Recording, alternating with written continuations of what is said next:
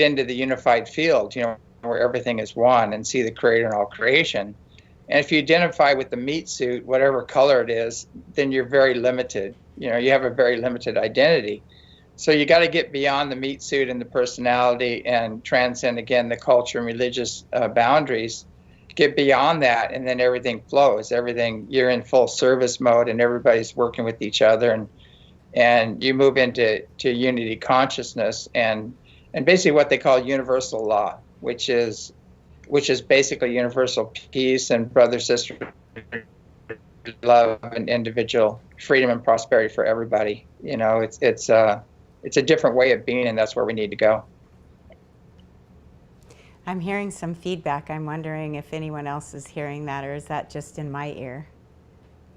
I don't know. Yeah, you're coming through very clearly on mine. I'm really clear on yours? Yeah. What about on ours, guys? I hope it's coming through clearly, because you have such great information that you share. And you do have Skywatch parties there at ECETI, right? It's good. Yeah. We've been having Skywatches. We've been set up.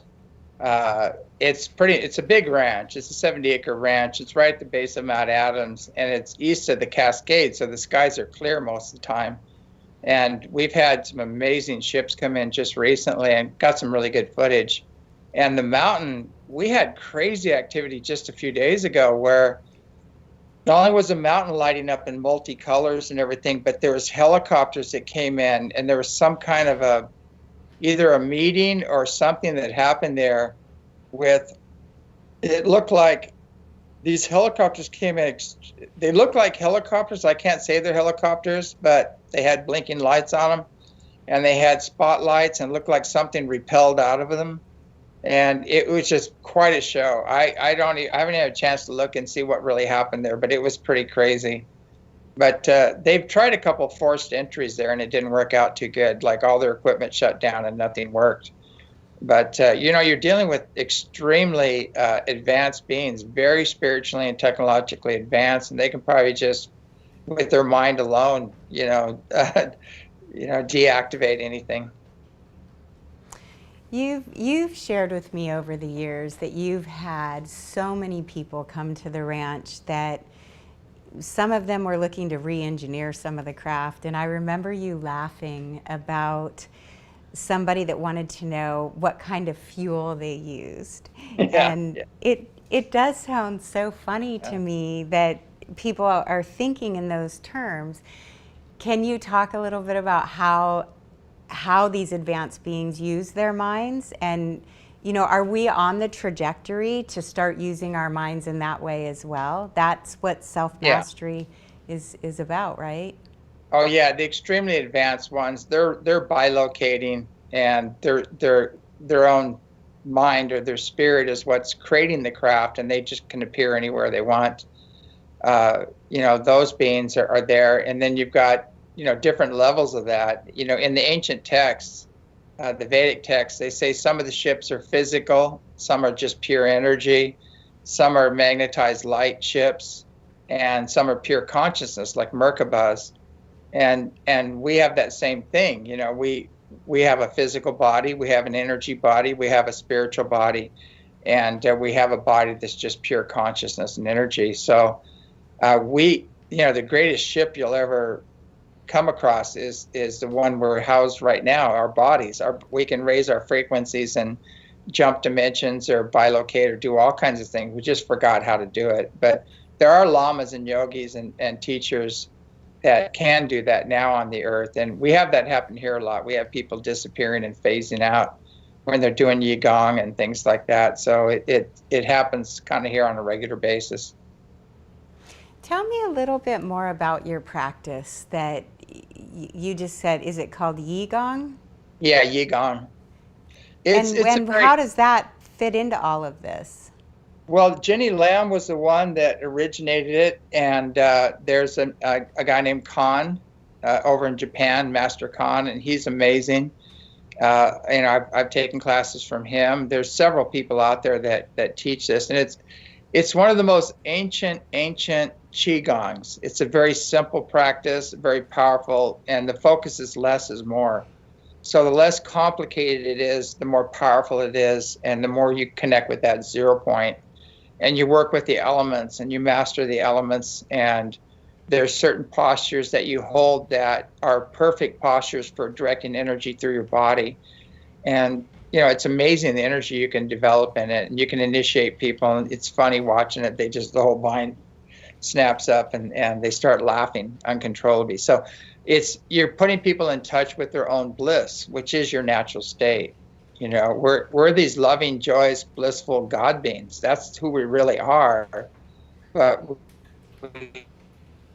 we've chosen a lesser which is the wounded personality self, and that's what we're going through right now. We're healing that. Interesting that you would bring that up. I've been having conversations with people about what's up, and when it comes to the energies that are pulsing right now, I know that you sent me a text the other day about the Schumann resonance and how it was spiking, and I was feeling it in my own body. I was seeing it in maybe some unhealed wounds that I carry, and I recognized that, seeing that this energy is coming up, and it's my personal belief that it's for us to heal those traumas that we carry within our being.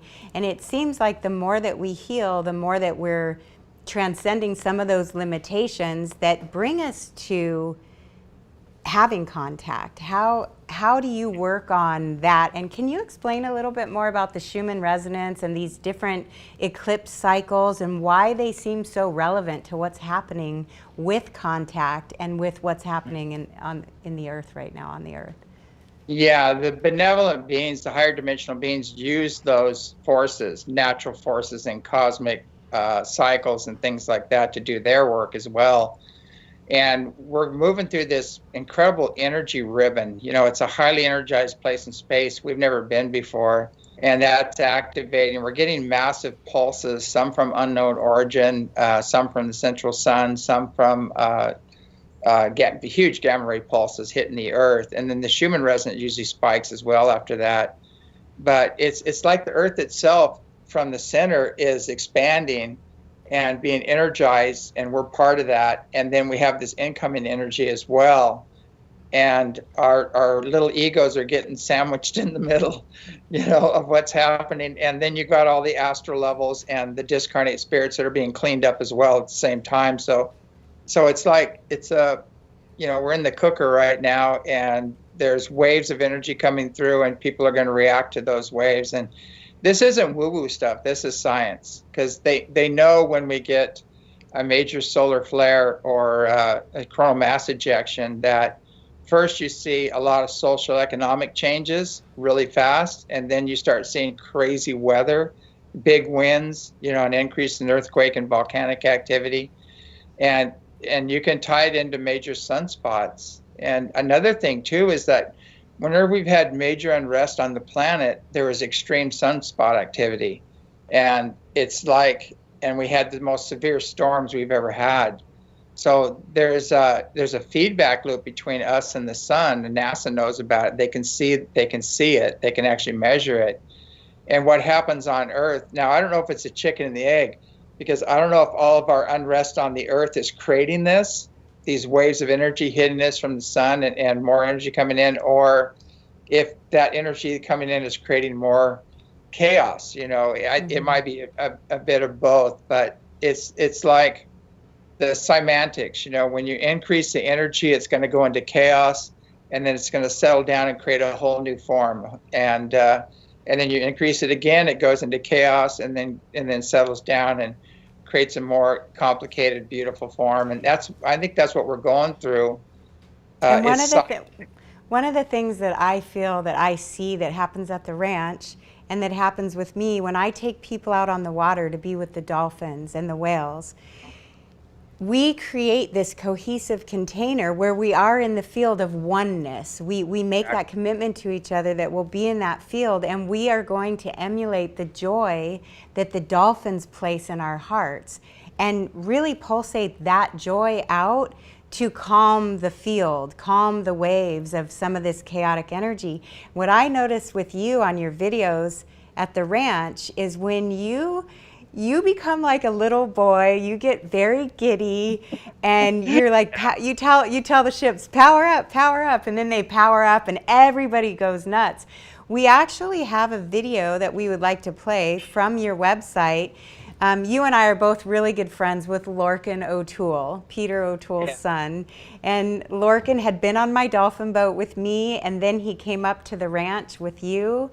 And apparently there was a lot of activity that day, and I could hear Lorcan's voice in this video. So do we have that video ready to share? Okay, we're going to show it now, James, and then you can tell us a little bit about it after we come back. Okay. Oh, wow, there's two. There's a double coming in. All right, I'll get out of the way. Oh, three. Three. Another one just went by them. Another one just went under them. I got all of it. I've got it right. Yeah. We're waiting. Okay, I got him. You got them? Yeah. There's five. Wait, 1, 2, 3, 4. Look at this. Look at all of them. Oh my God. There's a whole freaking flotilla. There's like 5 of them. There's the big one in the back. There's the big boys in the back. You got 3 in the front. Look at this. This is awesome. Wow. Let me go back and I get all of them. There, look, all 4. There was 5. Another one crossed them. Those must I be can't. the twins. You can't see them with the naked eye. I can't keep them. One phased out. One just phased out. There's the 2. Yeah. Keep this one in the back.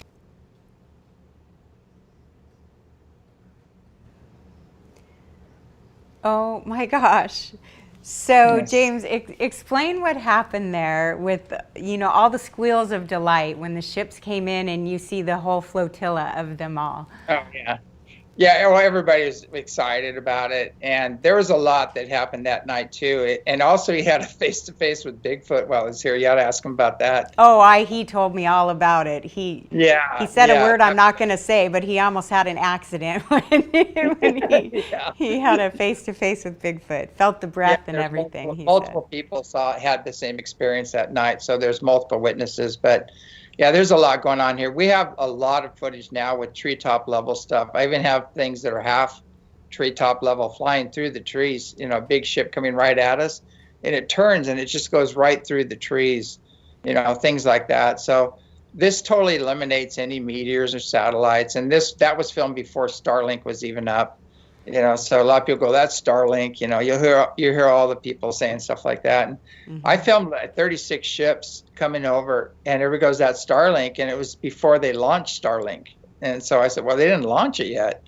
So I don't know whose these are, but Starlink is really easy to discern when you see it. I mean, they're all in a row and they're tight. It looks like a train.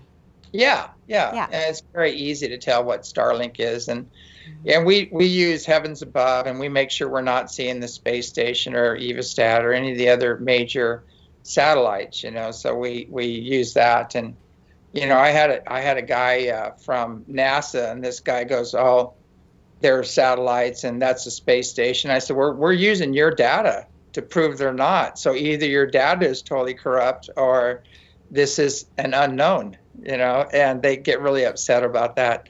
So, I said, you're basing your whole thing on your data, and you're not even using your own data to discern whether this is right or not. And we had a massive ship land on the mountain and morph into 3 or 4 ships and back to one again. And James Todd at the planetarium over there, OMSI Planetarium, said, oh, this is nothing more than the space station. And I said, well, it landed on the mountain, and morphed into 3. You're telling me a space station can do that? And they get all upset, when you call them out on it. But that's the standard. It used to be swamp gas, and then it was weather balloons, and now they're saying, oh, that's a meteor or space station. That's the next one. So your life's work is really about full disclosure, really about showing the world that we are not alone. You've got 2 films out. Is it 2 or do you have more now? I know you have the documentaries, Contact Has Begun 1 and 2. And then there's the Uncontrolled Narrative, which I highly recommend people watching, because there is an extremely controlled narrative in ufology. And, they're just now getting to the point where, okay, UFOs are real. They're finally getting to that point. And they've been trying to do that for 60, 70 years and keep in the past. But we've gone so far beyond that. We know who's on the ships. We know their cultures, their races, their technologies, how they live, everything. We've gone so far beyond that. But it's a threat. People that do have that knowledge are a threat. And so they get controlled and censored, and I've been censored out of all the major UFO, places right now, because there's a lot of competition and jealousy and shills and everything else. So, it's sad because repeatedly we tell people at 10 o'clock in the East, have your cameras ready. It's going to power up, and they have their cameras ready. It pops in right on schedule. And how can they argue with that? We've done it redundantly. We did it with Danny Dyer. We did it with Robbie Williams when he was here. We did it on Fox News, came out. Mm-hmm. And so at one point in time, they're going to have to say, well, obviously there's contact being made. They have pre-knowledge, and then they're going to go to the next level. But we're actually getting more interest by some of the mainstream news people than we are within the UFO community, which is really sad, because you'd think that would be where it's breaking. But, some of the major international UFO reporting centers have done everything they can to discredit this place. And we've had people calling them trying to say, hey, I just saw 3 ships come down on the mountain and land. And they say, well, call me when the little green men come out and hang up on them, and things like that.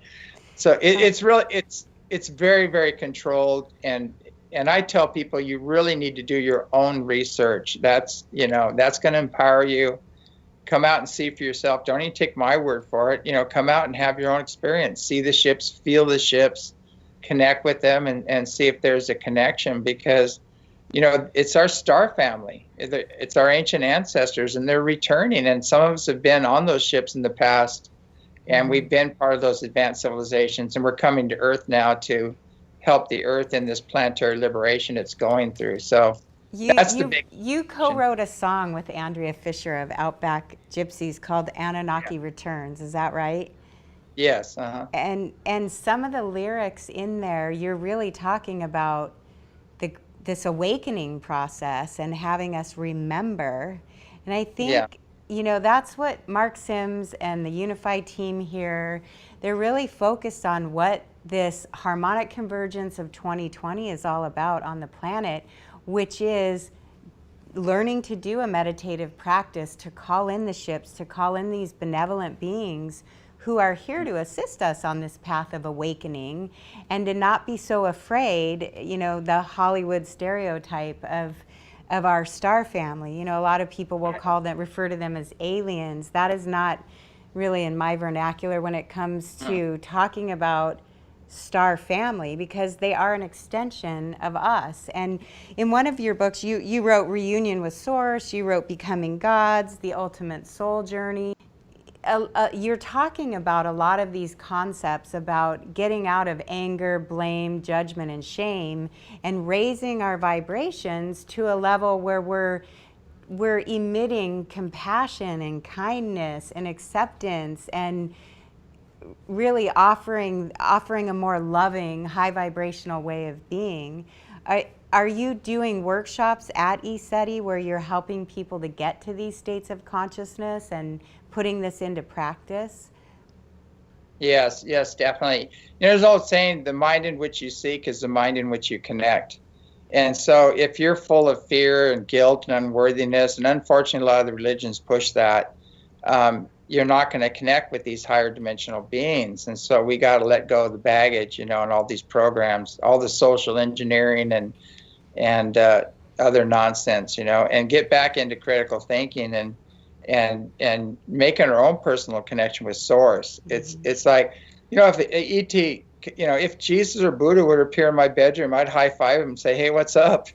I wouldn't fall on my knees and, prostrate or anything. It's just not going to happen, So there's a lot. You have a very playful energy about how you talk about contact with any being, and I've experienced that myself as well. They seem to they seem to be attracted to joy and playfulness and fun and that childlike behavior that we demonstrate so much when we're looking through the eyes of wonder. And sometimes, you know, as we grow up through the years, whatever happens in our family system, whatever baggage we're carrying, that could weight us down. But it feels to me like what you're doing there at the ranch and getting a lot of activity is being in that state of playfulness and that state of joy. And like you said, high five, you know, and you could hear it on the video too. Oh yeah, the orbs too. You know, the orbs will come around and we can film them in real time and show these aren't dust particles. They're interacting with people. They're very large. And when kids go out and start playing, orbs come like crazy. When Robbie Williams was here, he was playing Beatles songs and stuff. A huge column appeared above his head and his group. It was amazing. But they love children and they love the divine feminine. If you get a male energy that's an ego that goes out there, it kills the energy. They'll leave. The whole field will clear out. And we had one guy, and he was kind of an elder, and he started going, "You want to see orbs? I'll show you orbs." And he starts going, "Hey!" And starts yelling this chant out, and he cleared the whole field. They were gone. And we had to bring the kids out and start playing to bring them back in again. So and that's the way all these beings are, basically. It's all about frequency.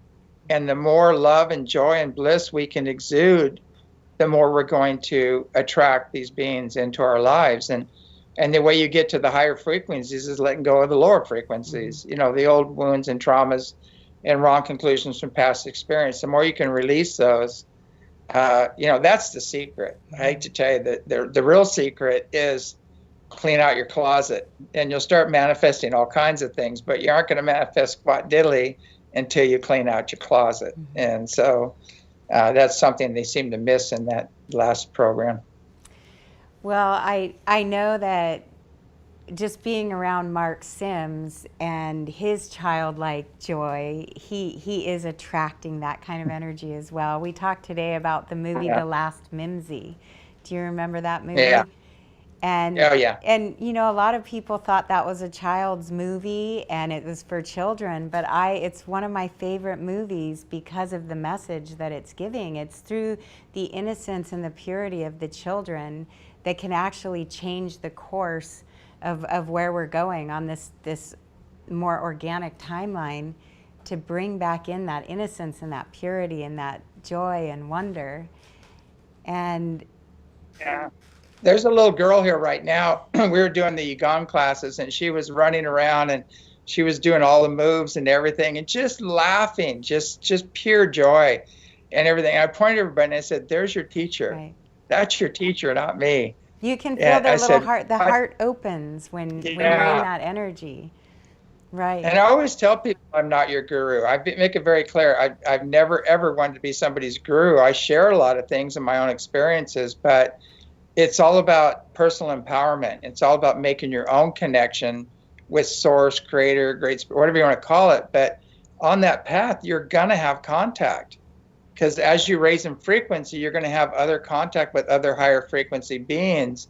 But a little warning, though, there's an old saying, and the Hindu saying is, the closer you get to nirvana, the more the demons rear their ugly heads. So there are other beings that would try to stop you from going forward and things like that. And it's very easy to heal and move them out of your space and clear them. And I think it's so important now that people learn how to heal unseen negative influences. No matter what practice you're doing, clear your fields first, create sacred space. And that's on our website. It's in my books and everything, the techniques for doing that. But that is so important right now because a lot of people are just letting anything come in, you know. And again, we say just because you're dead doesn't mean you're enlightened. And just because you're an ET doesn't mean you're benevolent. But there are a host of benevolent beings that have already transcended this dimension, and they're here to assist us, you know, in our own transformation. And that's the goal. That's really the goal, is to get there. And that's what this harmonic convergence is all about, is really calling in these benevolent beings to show themselves and show the rest of the world that we're not alone. And contact has been going on for many years. And we really want to express that that's one of the goals, is to Yeah. get into these states of kindness and compassion, connecting with nature. Today, day 4 of the Harmonic Convergence 2020 is the theme is move with nature. And I know that you do that a lot on the ranch. Everybody's outside. Nature is a big part of all of this. Exactly. I know I that. want to say, oh, go ahead. No, go ahead. What were you going to say? Oh, I wanted to say something. I just did an interview with Mihal Ledwith. He's going to be one of the speakers here at the ranch. And we were talking about that. And unless you've had your own experience, I mean, your own near-death experience, I've had a couple of them, you're never going to know God, because there's all these images that have been pushed on us of this jealous, wrathful, genocidal, is he all loving, all forgiving, or is he a genocidal maniac? Just all this chaos and information. Once you experience the source, you realize it's just pure love and joy and bliss. It doesn't have a body. It's not male or female. And there's no ego there. It cannot judge. Mm-hmm. And when you understand this, you go, wait a second, if it cannot judge, and even Jesus said that, neither do I judge thee, nor does my Father judge me. Go and sin no more. You know, sin's an archery term. It means you missed the mark. That's reload and try again. But, you know, basically, when people understand that, all they have to do is forgive themselves, because the forgiveness is already there. And forgiveness is such a powerful tool right now that we really need to forgive others, forgive ourselves, gain the wisdom from the experience, and go forward. And the more we do that, the more our frequencies are going to rise, and the more closer we're going to get to contacting these higher dimensional beings. But we got to dispel this image and this control programs and all the social engineering around that, because, you know, the fact of the matter, we're a soul. We all came from the same source. We're all family. Doesn't matter what meat suit you're in right now, you know, or what culture you're aligned with, or what religion. That's the big picture, and that's where we need to go. What a great place for us to wind down on. That is such a beautiful message. Thank you so much for doing this for us, James. I'm really excited. You're starting your own TV station there at the ranch, and people can find you by going to, is it eseti.org? eseti.org? eseti.org, yeah. Okay, so again, do you feel the energy just shifted? Did you feel all that energy come in? I can feel people crying right now. I feel it. My hands got really hot. My heart feels very open. Tears of joy. I can feel it too if I get in tears myself. But they are so happy in the higher dimensions, and they're so glad that people are actually engaging. Yeah. You know, in their own spiritual selves. Thank you, James. Thank you. Well, it's been a pleasure. Thank you so much. We'll see you soon. All right, see you soon. Okay. Thanks for having me on your Harmonic Convergence. You're so welcome. Bye for now.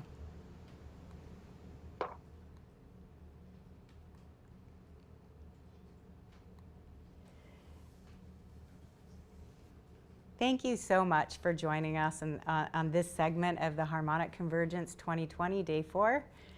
We really appreciate you watching and sharing, and come back for the next section. We've got a lot in store for you over these next few days.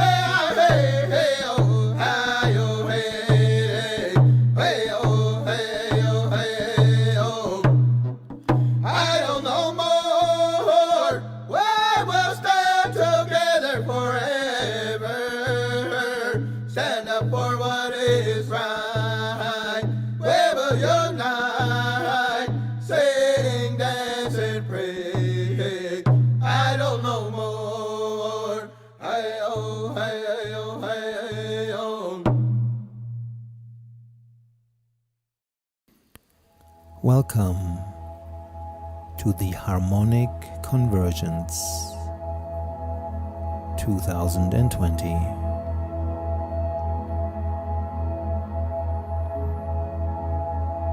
I invite you to take in these magnificent visuals of Mother Earth, our home planet.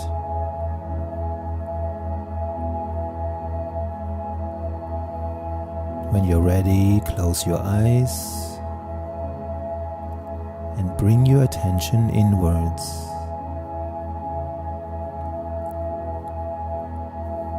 Allowing these sound waves to take you on an inward journey.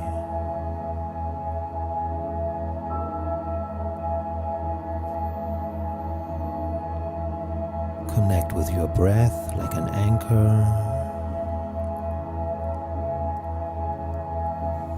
and take a few deep cleansing breaths, feeling the rise and fall of your chest and abdomen. Deep breath in and long breath out.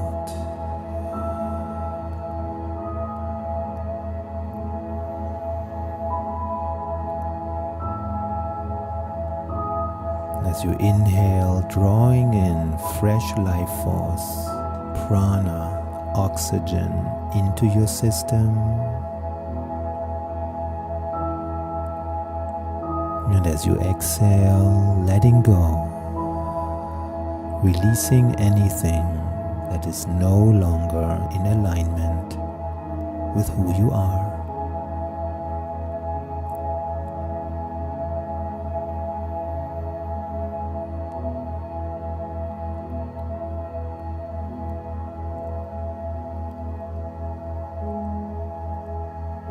Allow the space of your awareness to expand,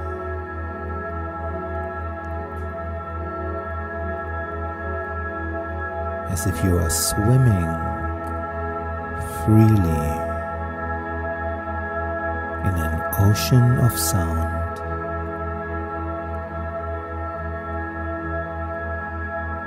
Set yourself free,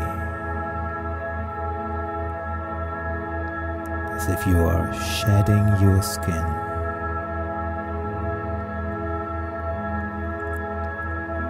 Leaving any old parts behind, as you are swimming through this ocean of sound.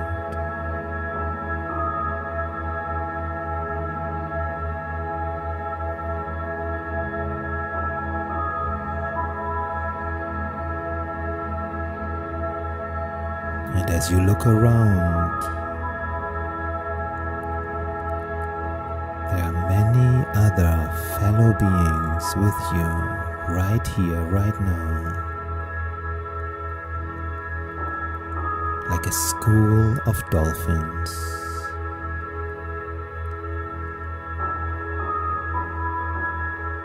Swimming, playing, interacting with each other.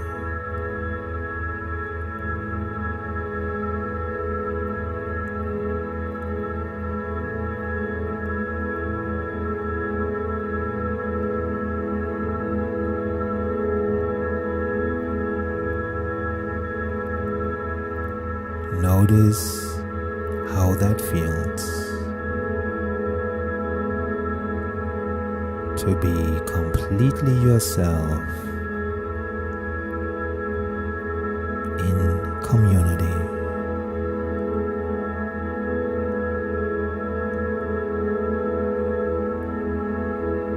And bring this sensation with you. Deepen your breath. And when you're ready, come back.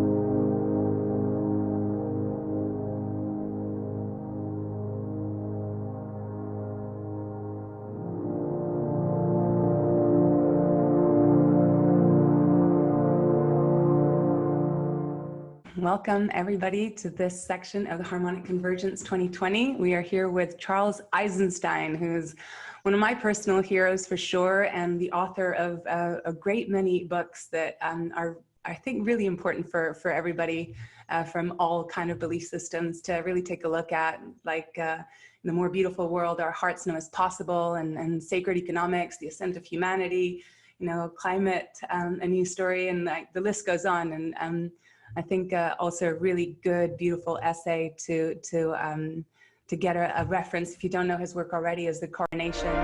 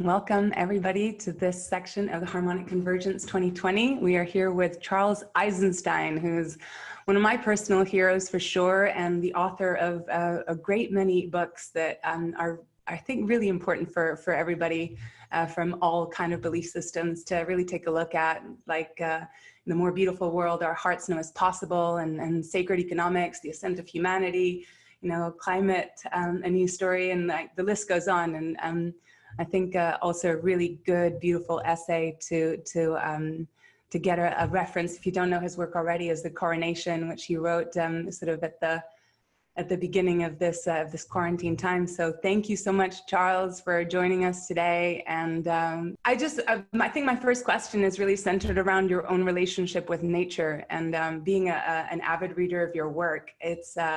It's really striking to me how you can sort of very succinctly and very eloquently bring forward these concepts. And I kind of assume that it must take some time in front of your computer. You talk a lot about the connection with nature, and I just wanted to ask you a little bit about your own personal journey and how you've been reconnecting with nature, or in what ways you feel like you've been sort of more moving with nature since you started this work, since you started asking these questions. I do some gardening. I like to be barefoot. I like to do various embodied things involving not just my own body, but I wouldn't like present myself as somebody who's especially connected to nature or especially in tune with nature. The fact that I can speak the words that I speak, I think demonstrates that nature is a lot closer to all of us. If it were only somebody who is deeply, deeply immersed in nature, who is able to say the things that I'm saying, that would mean that it's kind of inaccessible. Like, and there are people who are saying beautiful things who are much closer to nature than I am, for sure. But I'm not actually, like you said something about me being your hero or something, like I'm not actually a very remarkable person in any way, as far as any particular heroic thing I've ever done or big trauma I've recovered from or anything like that. No near-death experiences, no heroic recovery from cancer, no deep communication with nature spirits. I haven't been abducted, as far as I know, by aliens, and nor do I channel any extraterrestrial beings or discarnate entities. Like, yet I'm saying a lot of things that others who do have those experiences are saying, which basically means to me that the water table of consciousness is rising, and knowledge that was maybe once only accessible by deeply embedded in nature people or deeply spiritual people is now available to pretty ordinary people like me and like everybody. So I'm not sure if that really answers your question, but yeah, I think.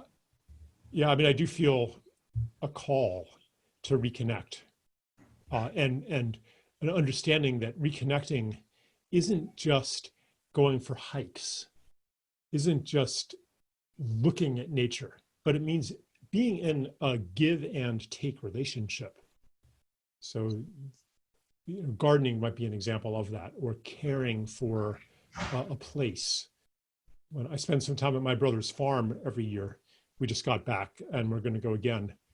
And like there were some erosion gullies starting, so just taking some clay and putting a hump there, and fixing that, like that little act of care, which is guided by observing. It's very mundane. And I think that this mundanity is something that is calling many people. The evolution of consciousness right now is it's not just about, or maybe not primarily about, elevating our consciousness. It's also about lowering our consciousness. It's about becoming more intimate with materiality, not escaping into a spiritual realm. And it also includes bringing in the things that we've called spiritual, expanding. It basically means just expanding our palette of relationships to include all of the ones that the modern normalcy, the modern self, the modern way of life has rejected. It's rejected both the quote spiritual, mysterious ones, and it's also rejected the nitty-gritty hands in the soil experiences. So now is the time where we're bringing them all back. Yeah. Yeah, and it's curious as well when we're talking about like really what is nature, because if we are nature, then what we do ultimately is natural. It's kind of like the evolution of nature acting through us. And I'm curious there's something that Alan Watts said that I listened to some years ago that really struck me. He said, what's the difference between a beehive and a building?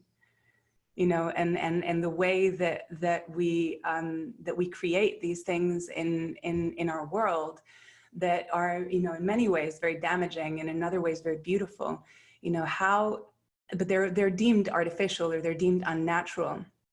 And so I guess my question to you is like, is what we're doing a natural evolution of nature in the sense of kind of at the same time distancing ourselves further from it? Most buildings that I see today don't have the same feeling as a beehive. Mm-hmm. They don't seem like they are part of life, but they seem kind of anti-life. They don't seem like an organic part of the environment. They seem like something that has been imposed onto the environment. Not all buildings are like that. Many older buildings, even ones in cities, had the kind of beauty and soul that natural objects have. So the potential for humans to be truly part of nature and contributing to life is there. Certainly indigenous people, many, if not most, did and do participate in nature rather than seeking to accept themselves from nature. And modern society hasn't really done that.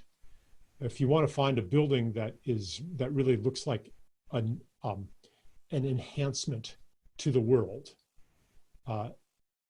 you have to pretty much look at buildings built before at least 1950.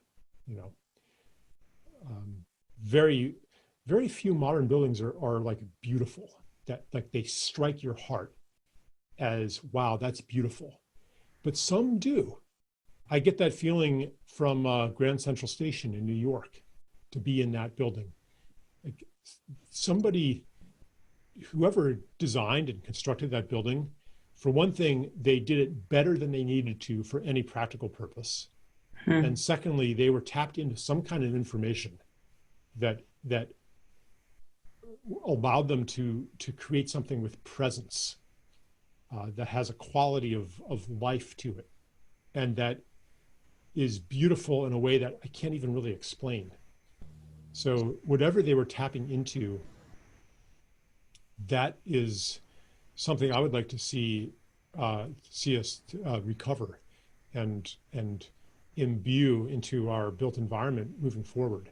So anyway, the potential is there, and the models are there for what it would look like for humans, for everything we do to be an offering to life. That's maybe a better definition of natural. Because like you said, like, okay, we're animals, we're natural, so everything we do is natural, right? But is everything we do an offering to life? In an ecosystem, everything is an offering to life. The poop of one being is the food for another being. The sugars that mycelial networks put out that feed bacteria then are a gift to the bacteria, and the bacteria then make a gift to the soil of nitrogen, and everybody is in this giant gift circle. Everybody has a contribution to make toward the thriving and the well-being of all. That's what life is. That's what life does. Life creates more life.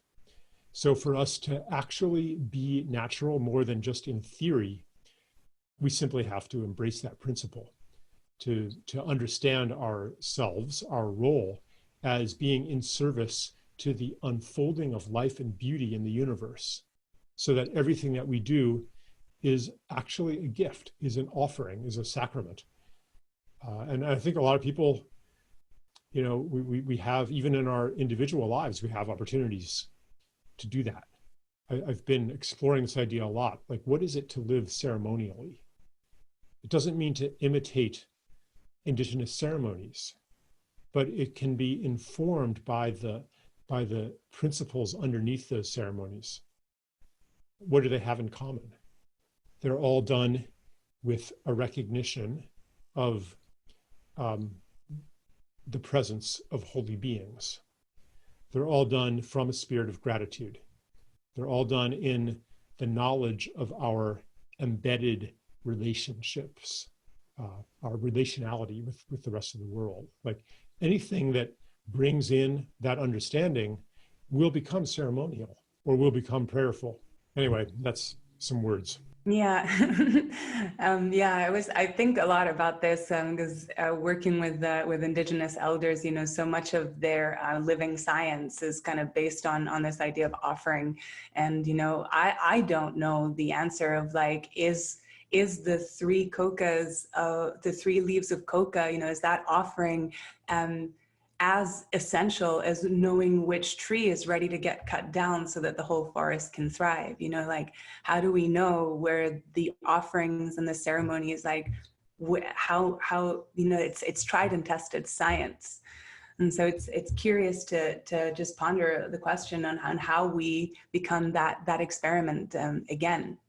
I mean, you know, it doesn't have to be about coca leaves. You know, anything that we do with that intention to contribute to the unfolding beauty and livingness of the world, that is in the same spirit as anything that an Indigenous person is doing. Yeah. That's the lesson, in my view.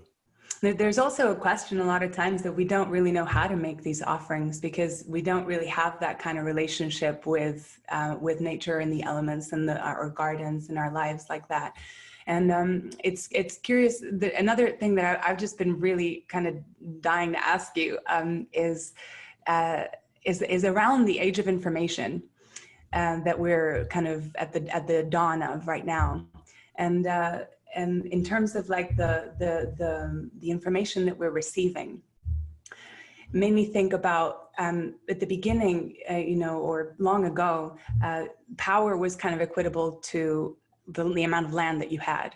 And then after the Industrial Revolution, power became kind of the amount of machines that you had, the amount of machinistic power that you could yield.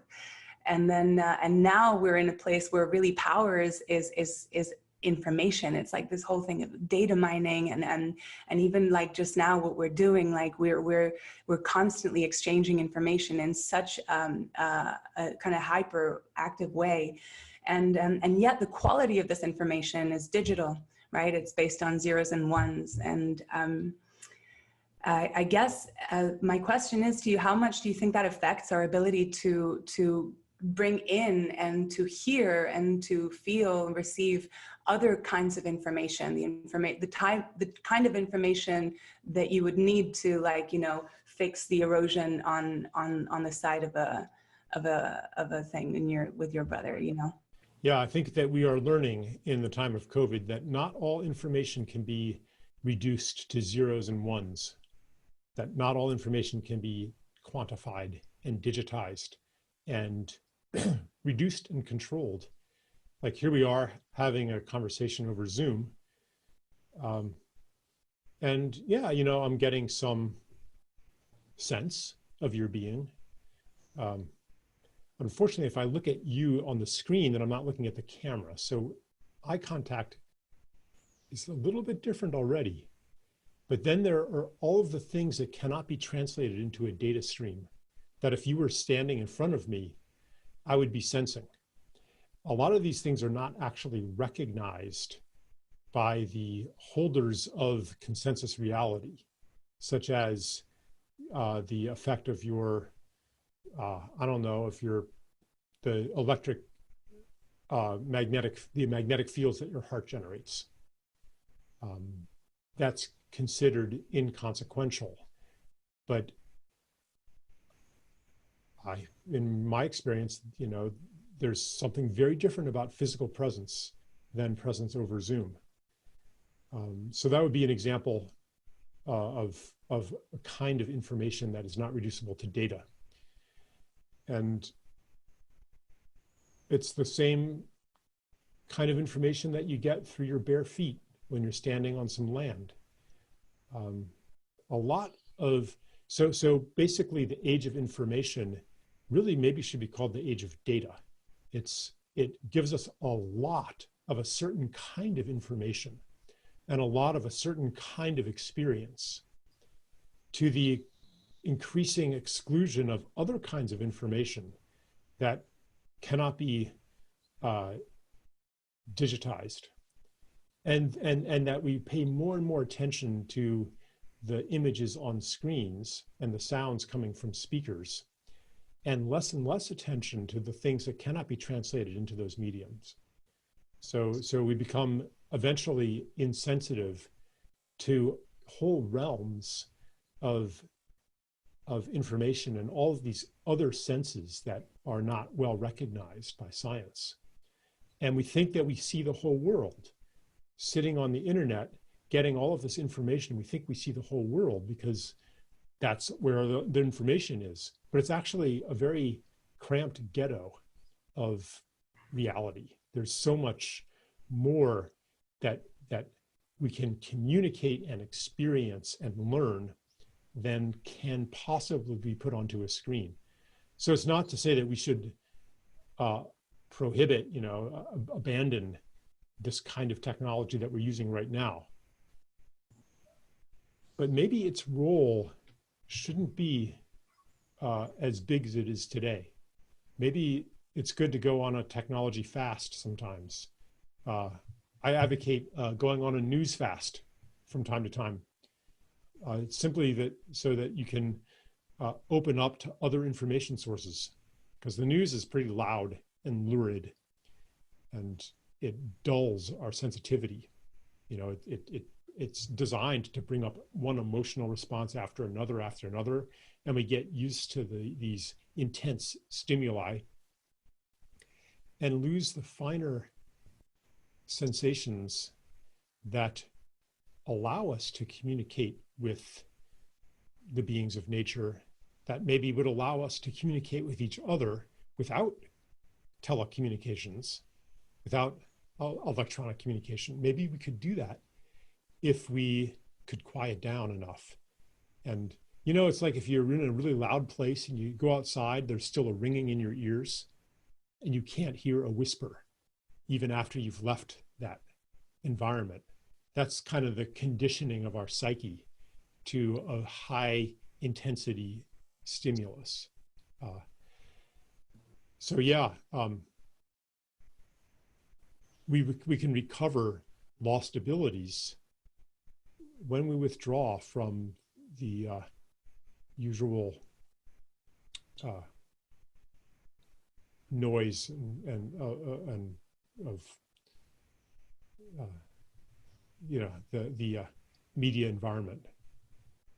Yeah, for sure. And it's so much to do with the story as well, the running narrative, like the loudest voice, and the running narrative of fear and all of these things, without necessarily leaving room for grief, which is something that you've talked about a lot. And I think I want to jump into that emotion and ask you about the importance of grief for our nature, for our communities of plants and animals, and and what role that has to play in the kind of reparations and the regeneration that's needed right now. Yeah. So one way I understand grief it's the process of integrating the truth of loss. Francis Weller puts it so beautifully. He says, everything you love, you will lose. There will be some day where every loved one you have, you will say goodbye to them. Either they're going to die or you're going to die, or there'll be some other kind of goodbye. Everything precious to you, even your own body, your own heart, everything you love, you will lose. We intellectually can understand that, but if we have not experienced grief, we don't really get that information on a body level. And we go through life as if we were not going to lose everything we love, as if the things that we love are permanent, as if we were never going to die. So grief integrates and makes real, it brings into the body that information. That's a kind of information. When we bring that in, then we know how precious those things are. Without grief, there's no real understanding of how precious things are. This is, even like with my wife, I'll sometimes imagine, fast forward 30, 40, however many years, and we're saying our last goodbye. And I can, pre-experience some of that grief. And then I can see her as so much more precious. So, the environmental discourse today is very much about fear. Here are the bad things that are going to happen to us if we don't reduce carbon emissions and if we don't preserve the Amazon, et cetera, et cetera. But none of that data, none of that information, none of that fear mongering is actually going to make a very big change if it doesn't sink into a deeper level. If we can, so if you go to the Amazon and you have a deep experience there, and then you go to a clear cut or a beautiful place of your childhood is bulldozed down and paved over, that brings home the preciousness of life on Earth in a way, because, people don't really believe the fear narratives, actually. People believe that things are going to be fine, that they're going to keep going the way that they've always been going, that we'll find some technological solution. And we could cut down the Amazon and, we'll make bubble cities. We'll do hydroponics. We'll do synthetic food, what if those fantasies are not fantasies? What if we really could do that? What if threat to our survival cannot force us into being loving participants in the unfolding of life and beauty on Earth? What if we actually have to choose that? So that's part of why grief is so important. It's part of the integration process of what is actually precious. And its counterpart, joy, equally important, so that we understand how good it can be. The energy of celebration, the energy of appreciation, the experience of beauty, the experience of love, that pulls us toward the world, the more beautiful world that our hearts know is possible. So that's part of both of those emotions, are part of the integration of a full information set. Without that kind of information intake through the body, through the emotions, we're left with just what we can get on the internet, just what we can get on screen. And we're hearing all kinds of opposite things, all kinds of conflicting narratives. Everybody has their own little reality bubble. I mean, well, not everybody, but there's, many competing reality bubbles. And whichever one you go in, that seems like that one's true. And how could the people in the other reality bubble be such idiots? This narrative warfare that's going on. It's so bewildering that, in a way, maybe that's a good thing, because it's like we throw up our hands. We're like, okay, I don't know what's true. Are masks good or masks bad? You know, is there asymptomatic transmission? Was the lockdown a mistake? And that, I mean, not that I don't have my opinions on these things, but ultimately, I could find the evidence to support any position I want to hold. So if I want certainty, clarity, I have to access a kind of information that I cannot get on the internet. Yeah, and there's an emotional quality to that information, and there's an intuitive one as well, and then that comes sort of hand in hand, as you said, with joy and with this element of care. And there's something, I've been doing lots of fundraisers for the Amazon and taking part in all of these online events and things like that. And, you know, one of the things that we struggle the most with is how do we get people to care for something that seems so far away? It's so tempting, isn't it, to try to scare them into caring? Exactly. Oh my God, they're cutting down like X, hectares per second. And then, like, yeah. Yeah. And people care. How do we make people care? And there was this one amazing Mapuche guy that was in the south of Chile. This is my ancestry. And I was just down there, was talking to a forest ranger that's of that lineage as well. And he was saying, you can't care about what you don't know about. And you got to find out about it. And so I wanted to ask you, like, in the kind of journeys of exploration that you've been in, writing these books and asking these questions and speaking to all of these very, very big ideas, that you clearly come to with a big element of care for the ideas and also for your fellow man and all of nature. It's like, how does somebody that doesn't have that natural spark of curiosity to find out more, how do we shift into a place of greater care, greater capacity for caring? Everybody has that spark of curiosity. So we need to learn to speak to that within others that already cares. What prevents us from speaking to that part? Well, in order to speak to it, you have to actually see it. You can't just pretend or hold an ideology that they have some part in there that cares. Yes, they are a child of God. Yeah, like you have to actually see it. And to see it, you have to look for it. And to look for it, you have to know that it exists. So one of the strategies that I've taken up, one of the passions that I have, is to tell a story of the world in which that care does exist in every human being, because we're actually fed a story that says the opposite. The story of economics that says that people are motivated to maximize their rational self-interest.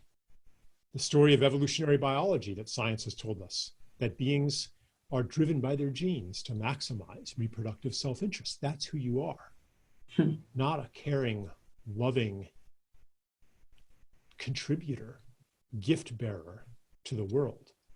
So, and then that suspicion that we're nothing but selfish gets turned inward too.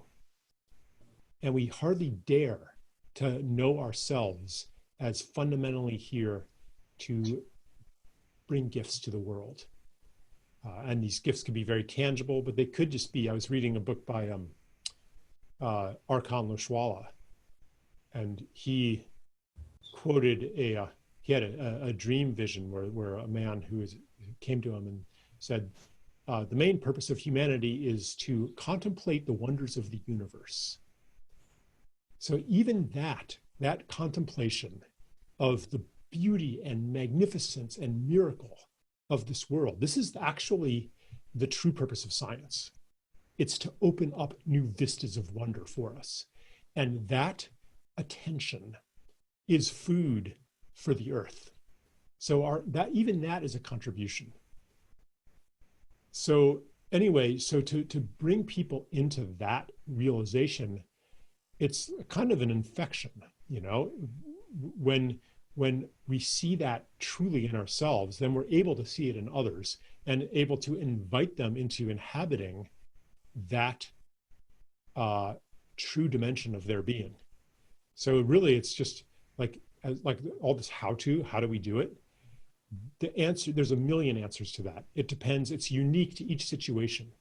So where do you get the creativity to know exactly what to say or what not to say, or what experience to give to a person when maybe you can awaken that in them, maybe you can call them to that. That creativity comes from looking for it, seeing it, speaking to it. And, maybe you say something direct, maybe you just give them a pat on the back, maybe you compliment their tie, whatever it is, maybe it's a joke. But there's the creativity, and then that miracle path that it doesn't look like you've set out to persuade them of anything, but you're holding the invitation. You're holding the intention to host them in that reality, in the reality of, we are here to give to the beauty and life of this world. I know that so strongly that even if you don't know that right now, I can know it for you. Where do you get that strength to be able to hold that knowledge? You don't get it from yourself. Even that strength comes as a gift, which we can hold for each other, which I'm doing right now. And in half an hour, I might be in the pit of despair, and maybe somebody will hold that for me. And this is how we uplift each other and hold each other in a new and ancient story of what a human being is for. Mm. Yeah, and that new and ancient story, that's something that's been really fascinating to me recently, particularly since I started my work with the Indigenous and kind of coming into contact with all these really, really, really ancient traditions that have all of this wisdom embedded in it. And there's this sentence that I kind of feel like uncomfortable with, and that sentence is back to nature. And there is an aspect of it that's a return, right? That's a kind of a homecoming. That's great, but there's also this element, this implication of somehow going back in time, somehow becoming more primitive, to go back to nature in that way. And so I guess my question is, how do we move forwards and backwards at the same time? How do we? Yeah. So the truth in the cliche of back to nature is it's the recovery of lost relationships. The modern person has a very narrow, truncated set of relationships. Most of the relationships are mediated by markets and by technology. Not a lot of direct relationships to a community. Most people don't know their neighbors very well. Even when I was a kid, we pretty much knew the story of at least a third of our neighbors. Go back another generation or two more generations. I mean, in some places, if in traditional villages, it's still like this. Every single person's story in the whole village and who their grandparents were, and the time that their uncle fell in love with you have a full complement of stories that bind you in relationship to the people and to all the other beings around you, to all the plants, to all the animals, to the forces of nature, et cetera, et cetera. So that constellation of relationships bestows on humans a strong identity, a strong sense of belonging, of feeling at home in the world. That is what back to nature actually is seeking. It's seeking to restore the relationships to place, which it's more than just back to nature, it's also back to community. It's back to relationality. But yeah, it's very much, many of these truncated and broken relationships are with the beings of nature, that we call the beings of nature: plants, animals, streams, mountains, the rain, That's what back to nature is. And even in the realm of technology, it's to, well, I said it before, it's to bring technology into the circle of the gift and to make it natural, or to dissolve the pretense that it is not natural. Yeah, there's an aspect of your book, the ascent of, is it the ascent of man? Am I saying it right? The ascent of humanity. The ascent of humanity. Thank you. Yeah. There's an aspect of that I really I'm very curious about, and how it manifested actually in my own life.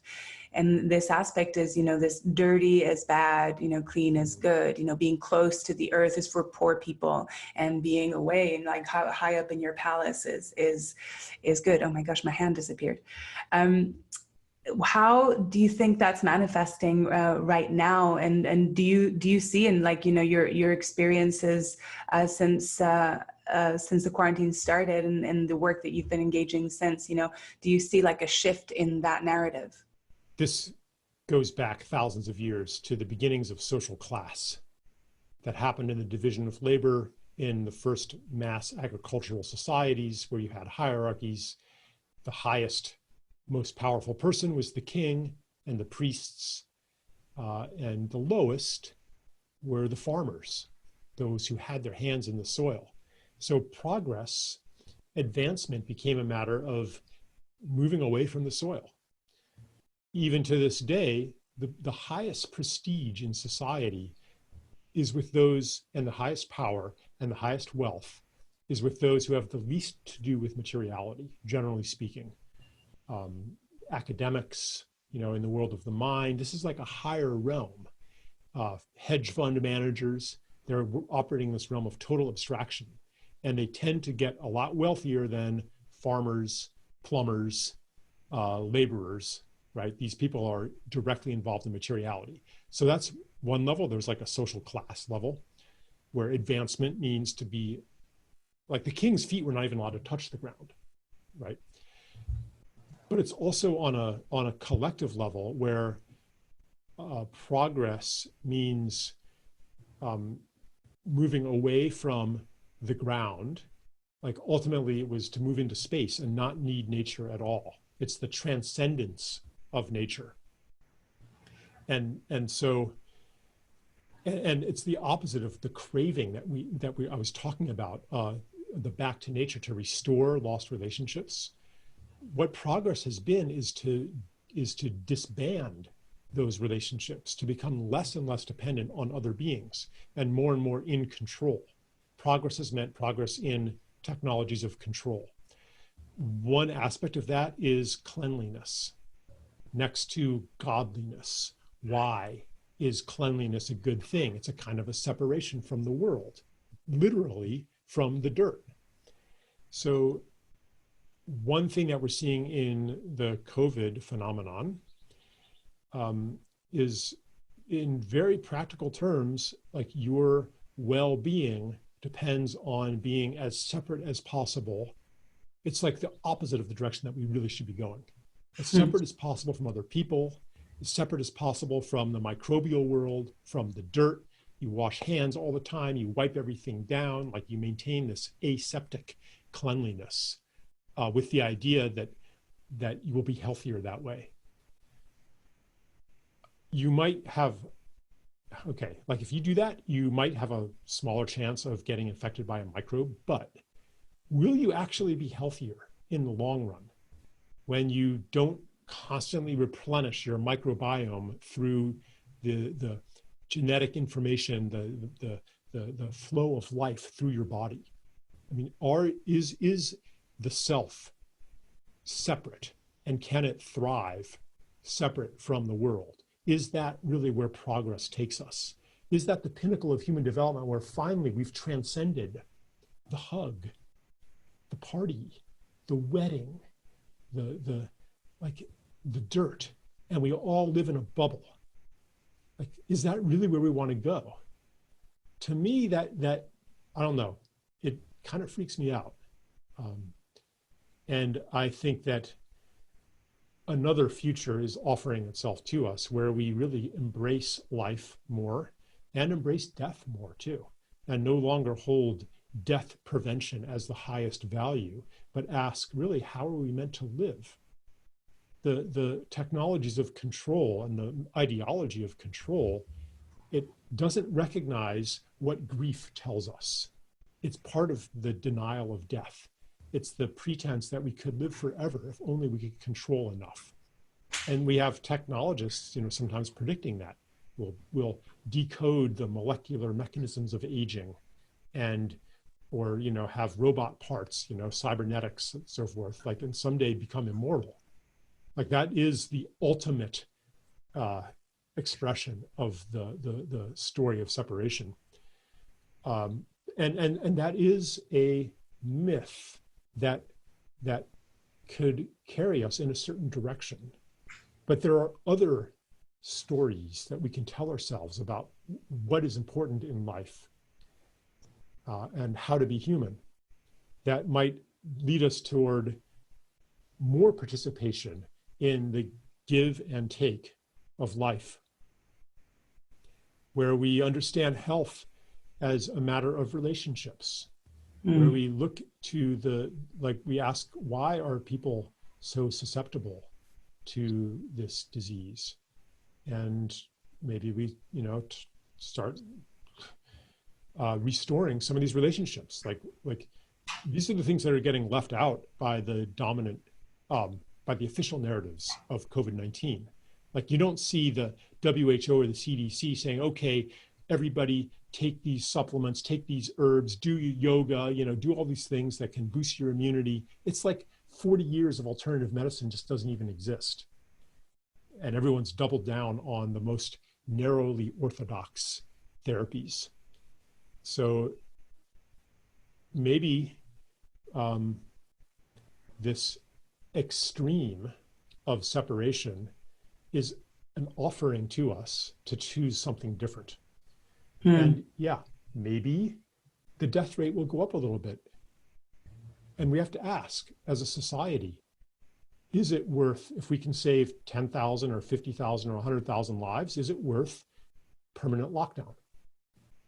In fact, it's not actually saving that many lives. The number of people who are now starving to death on this earth is facing imminent starvation. The UN World Food Program estimates that 265 million people will face starvation this year, which is, hundreds of times more than have died from COVID-19. So anyway, that's a whole rabbit hole that we don't need to go down right now, but the basic thing is life does not thrive in isolation. We do not thrive in isolation, not in terms of health, not in terms of sanity, not in terms of joy. We are meant to be in relationship. Yeah, and when you talk about separation like that, I also feel you somehow talking about the separation from our own history and from our own ancestry and from all of those traditions of, herbal medicine that you're talking about that somehow get canceled because, the present, the current, and the latest iteration of the technology and the medications that we can take and all of that kind of are so prevalent and they're so dominant that there's this separation in time from the places that we've come from and the wisdom that we've come from. And then, you mentioned the cycles of life and death and our reconciliation with those two elements. And I think that brings me to a big question, which I have in terms of the movements of nature, and that's the movement of time and the importance of time and the cycles of time. And I guess my question to you is really, anything that has sparked your curiosity, whether it's the constraints of the Gregorian calendar or this element of life and death and the kind of movement of time and the natural movement of time. Any insights that you can give us, or any questions or curiosities that you've encountered in that theme? The calendar and the clock and the finer and finer division of time are necessary to run an industrial society. If you want to run an airport or a factory or a computer, Everything has to be coordinated very carefully. So to the extent that we participate in industrial society, we have to surrender some of our sovereignty to the clock. In the long run, we may liberate ourselves from this. And even right now, there is, as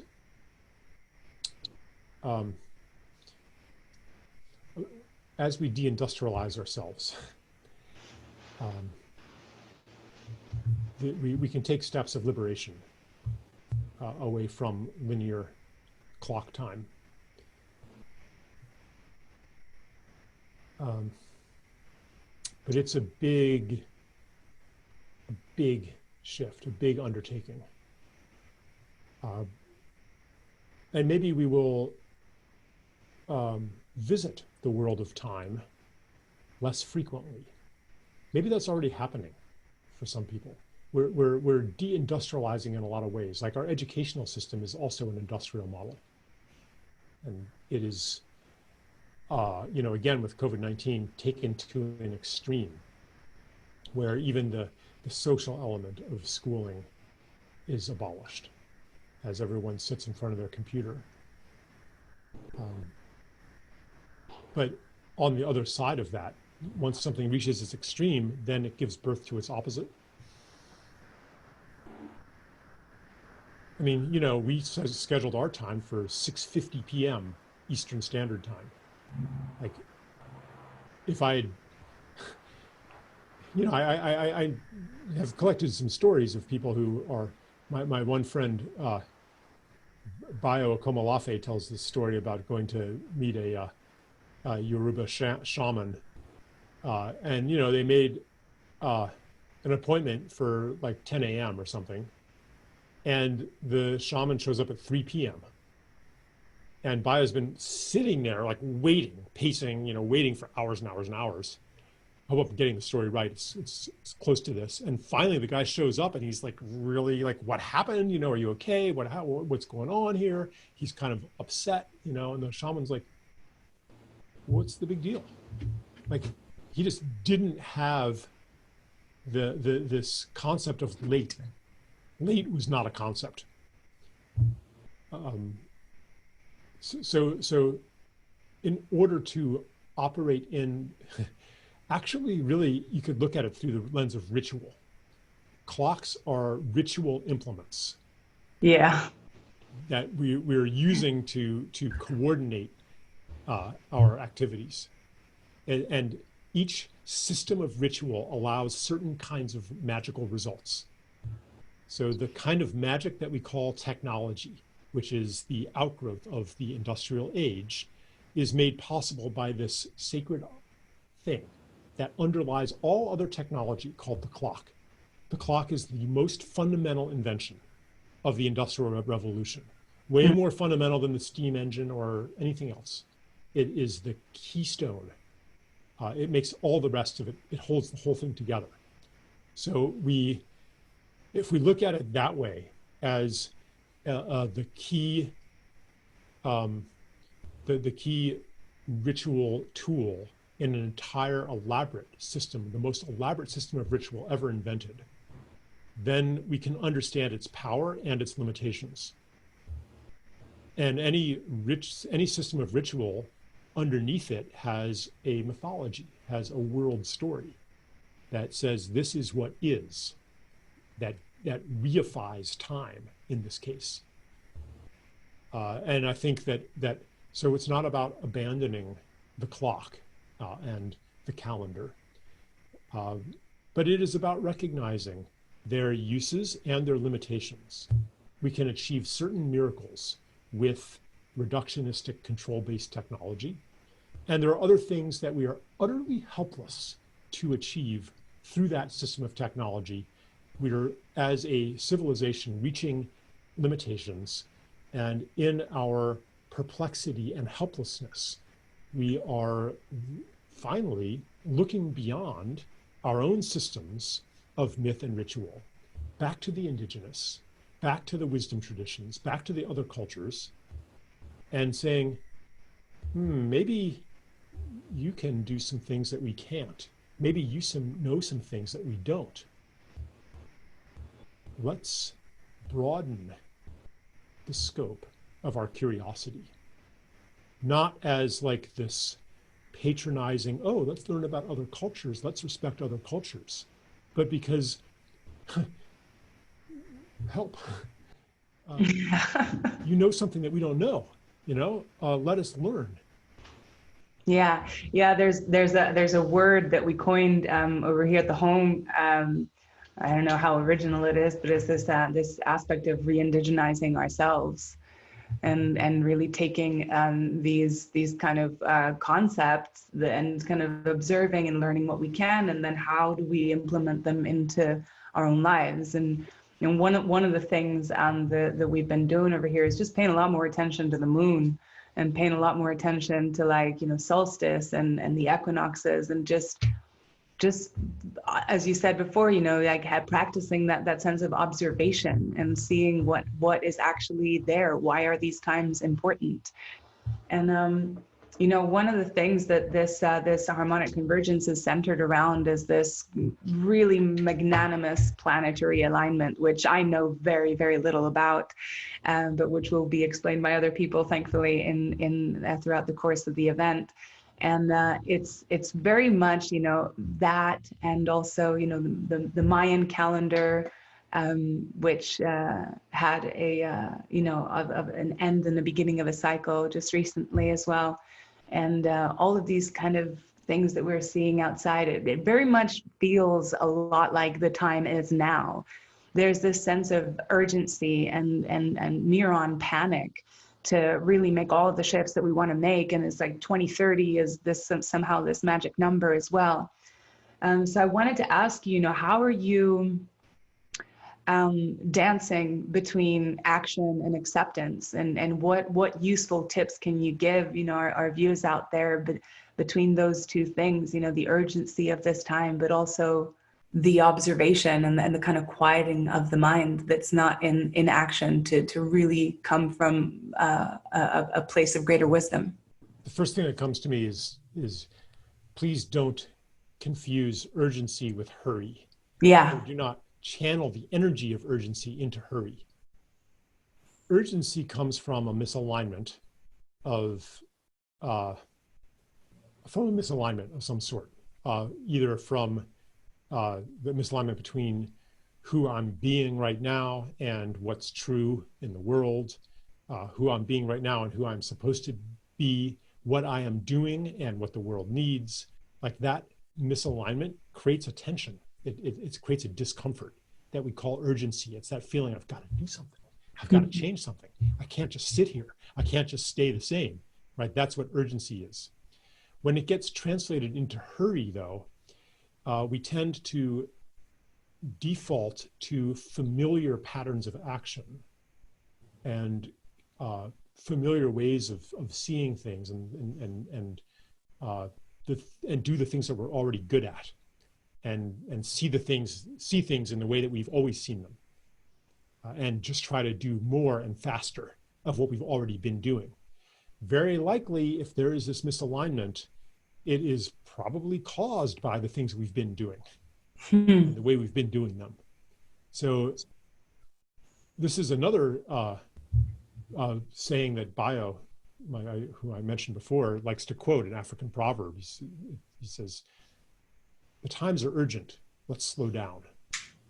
Because only by taking a pause, by questioning what we thought we knew and how we were doing things, is it possible for any new knowledge to come in. We have to unlearn before we can learn, because we are, and this is very true of my culture, that we're so trapped in, it's like a lens, a discriminating lens has been glued to our eyeballs, and we are unable to see in any other way. Even if that lens is removed, the habits of seeing, the way that we categorize the world, our understanding of causality, how change, all of these things they feed into patterns of action, patterns of response that no longer serve us. So as far as this urgency, maybe it's just even a breath. But that's just, I understand maybe our time is getting to an end, but maybe I'll just offer that as food for thought. To deprogram from our habits. Yeah. Yeah, really take it all in a whole new way. It's like the constant question. The constant question right now, right? It's like, who are you and who are you now and who are you now and who are you now? Thank you so much, Charles. It's been such a treat to pick your brain a little bit, and thank you so much for joining in this conversation to kind of inspire this shift in a good way, in a way that can last, and all the many shifts that we have to make, and in all the many ways that are true to each individual soul. I wanted to ask if you would like to offer any other ways of people being familiar with your work, or like where people can contact you, or where people, like any events that you're doing or anything like that you might like to offer up so that people can follow up with you if they feel inspired to. Well, I don't know. I haven't really been doing events. You are now. I mean, I guess, yeah. Events. I haven't been publicizing them or really, I have a website, charleseisenstein.org. People can find me there. Right. Yeah. Well, thank you so much. And I really wish you well, and let's continue. We're together in many ways. So thank you so really much for our conversation. Yeah, likewise. I did most of the talking, but anyway. It's all good, man. I could go on listening to you for another few days. So wish you all the best, and hopefully cross paths with you soon, man. Yeah, thank you. Okay. Bye. All right.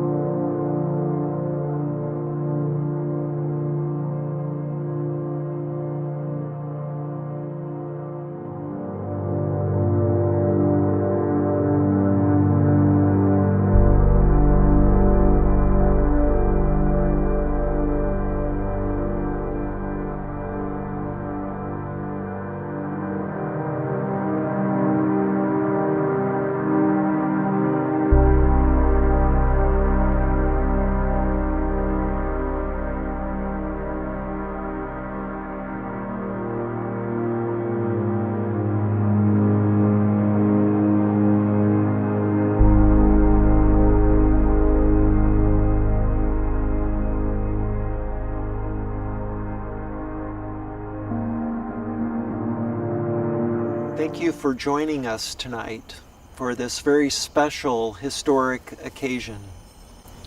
You are participating in an experiment in consciousness that involves members of the human family from all places around the world. We are collectively participating in something that I am calling Close Encounters of the Sixth Kind. a CE6. This is simply global initiated contact. It's very simple.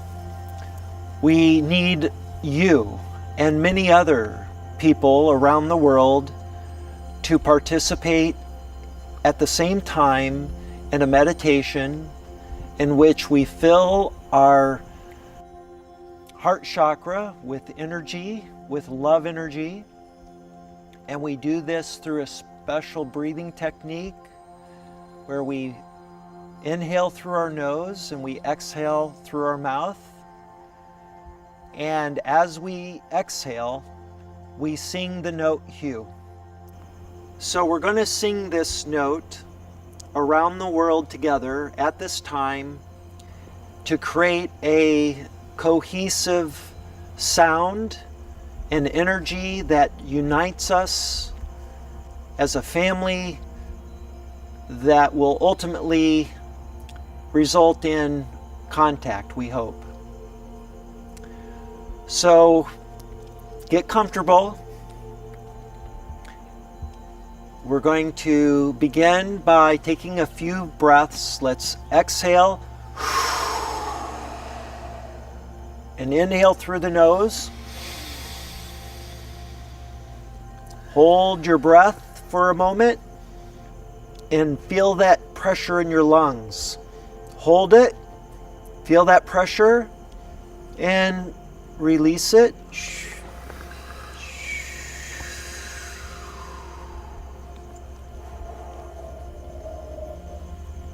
Again, through the nose. Hold it. Hold it. Hold it. Hold it. And now slowly release it through your mouth. Okay. Now we're going to do this. And when we exhale, we're going to make the song that many believe is the note or the sound of creation. And as we inhale, let's imagine that we're filling our heart full of love. And as we exhale, we're releasing that love to the world and to the universe, to our brothers and sisters in the sky and the stars, our star family that are eagerly waiting for us to do this to a point that reaches a crescendo, a tipping point, in which they will show themselves to us. So we're going to do this for 22 minutes, and at the end of 22 minutes, we'll finish here, and all that you need to do is know that we're together in silent contemplation, looking to the stars for signs of our star families to show themselves.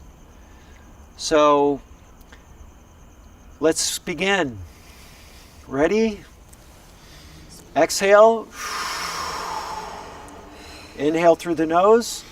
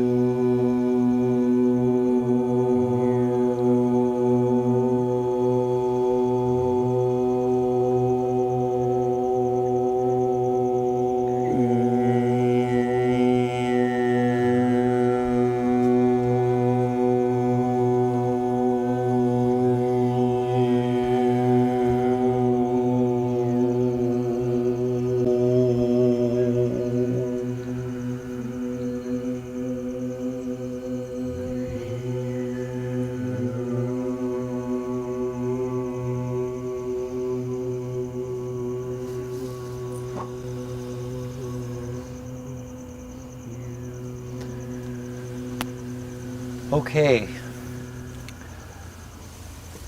Now we're going to go into 5 minutes of contemplation, or 6 minutes. And I want you to hold in your mind the number 1133. Imagine you're looking at a digital clock. Close your eyes as we go into silent contemplation and imagine that you're looking at a digital clock reading 1133. And project that out into the universe, 1133. And we're going to ask if maybe they would show themselves at this time. So in silent contemplation, let's imagine the digital clock. We're projecting that image, a time, 1133, into the cosmos.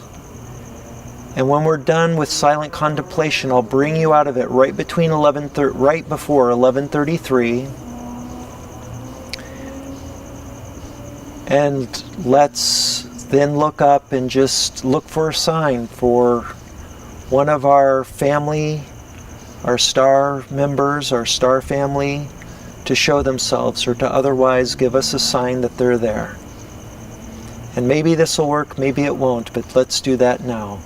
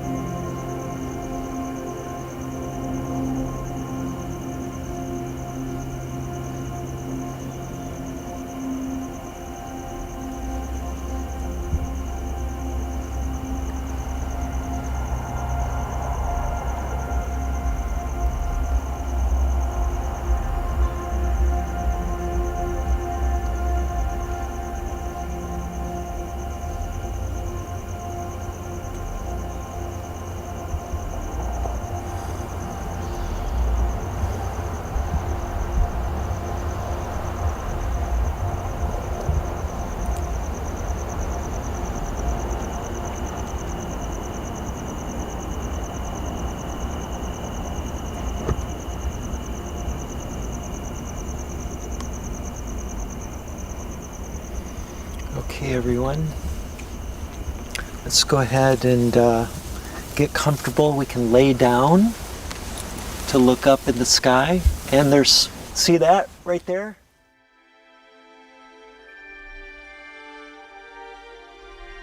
In 1987, millions of people around the world joined together in the first synchronized global meditation for world peace, known as the Harmonic Convergence. This historic event coincided with a remarkable alignment of planets, drawing together people of all faiths and colors to usher in a new era of peace on Earth and to initiate contact with higher dimensional beings. On July 14, 2020, 33 years later, a similarly rare alignment is occurring. Welcome to the Harmonic Convergence 2020.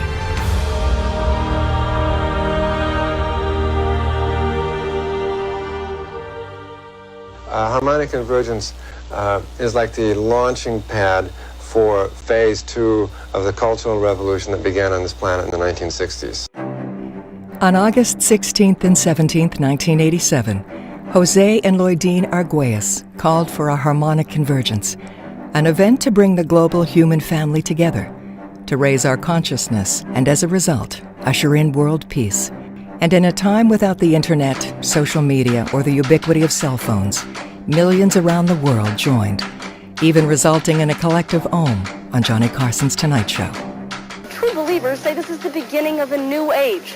And even the skeptics might agree we could use one about now. Most of this energy is directed to that, to a future where we can have some of the problems of hunger and war and racism and sexism and all those type of things resolved. We have lost this beautiful harmony way of life, and also the love that goes with it. That is the only way we ever gonna unite, is through our love for all people and everything here on earth. It's just a preparation for the earth to regenerate itself from the way we've treated it and to make different choices. And the energy is available astrologically from the prophecies from these different cultures. This is about time. At the core of the 87 Harmonic Convergence was the belief that the current Gregorian calendar system, based on a 12-month calendar year, was deeply out of sync with the rhythms of nature, giving rise to global discord as a result. The Harmonic Convergence is based upon the cycles of time as charted by the Mayan calendar. Ancient civilizations, from Egypt to Greece, the Mayans, the Celtic Druids, and even the Native American Lakota, operated on a 13-month calendar, known as the lunar solar calendar. They followed this calendar as a way to maintain the natural harmony of the rhythms of nature. As a simple way to understand this, consider that a year is 365 days, one full rotation of the Earth around the Sun. However, what we call a month, based on the word moon, is about 28 days.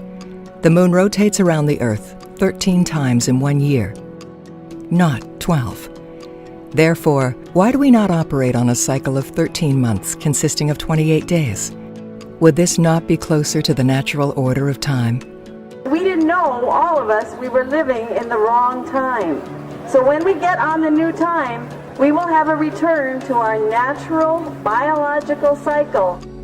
Interestingly, even a woman's natural fertility cycle is 28 days, which matches the moon's orbit of Earth. And you better believe it, women, that's why we have felt at war within our own body system, because we literally have not had the right standard of measure for our biological timing. The crooked calendar creates a crooked mind, creates a crooked society, creates a crooked civilization. We got to break out of this. The Gregorian calendar is something that's really upsetting the natural balance. The effect of it is that we are living in a system of time that is out of sync with nature. The 87 Harmonic Convergence was a call to step into a higher order of human consciousness, one that is more harmonized with nature and in deep connection with the soul's natural tendency toward love. On a non-physical level, us being here and thinking of peace and love and is sending out energy, and that it has an effect on the cosmos. The belief was that by tuning to higher states of consciousness, it would not only call forth a new age of peace and well-being on Earth, but would also give humanity access to higher dimensional extraterrestrial beings, proving once and for all that we are not alone. There may be UFO sightings, or there may not be, but there will definitely be some type of communications of an extraterrestrial nature. Rather than seeing extraterrestrial contact as something enabled by technology, Arguelles believed it's simply a natural result of raising our consciousness to a higher level, one where they could hear us and we could hear them, benefiting from the knowledge they impart. Since the '87 Harmonic Convergence, UFO sightings have continued to be on the rise, paralleling an increasing number of scientists, researchers, and former military who are disclosing the truth about our neighbors in the cosmos. In fact, for those who look, there's a fairly rich history of human and ET contact. As far back as 1958, Wilbert Smith, a Canadian government worker with a master's degree in electrical engineering and over a half-dozen patents, set out to research the phenomenon of UFOs. I started the investigation out of curiosity and as an extreme skeptic, fully expecting to find the phenomena to be due to man-made or natural causes. And what he found completely changed his life. There is virtually no doubt that alien craft are visiting this Earth, and that the beings who operate them are very much like us, probably our distant relatives. During his investigation, Wilbert Smith made contact with an ET named Alpha, who helped him understand the underlying physics and philosophy of the ETs and their spacecraft. I began for the first time in my life to realize the basic oneness of the universe and all that is in it. Science, philosophy, religion, substance, and energy are all facets of the same jewel. And before any one facet can be appreciated, the form of the jewel itself must be perceived. Could it be that the evolution of our spiritual nature is connected to the presence of ETs on Earth? What if connecting to higher states of consciousness, states of love, unity, and kindness were the key to unlocking a new phase of civilization, one where we recognize that we are truly not alone? Global UFO sightings continue to be on the rise, and over the 33 years since the first Harmonic Convergence, a new community of seekers, scientists, and peace activists have found that through certain meditation practices that open the heart to love and kindness, reliable contact can be made with our cosmic family. We are not alone.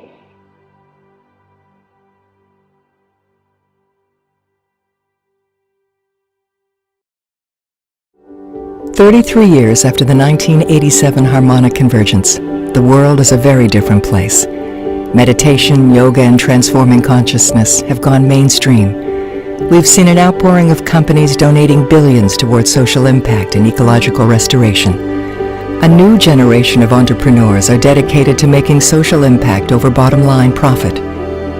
And there is a resurgence of indigenous wisdom making its way into the Western world. And yet, we continue to participate in the destruction of ecosystems and indigenous lands. While in many ways things are better than ever, social media and smartphones have made it impossible to hide from our own shadow.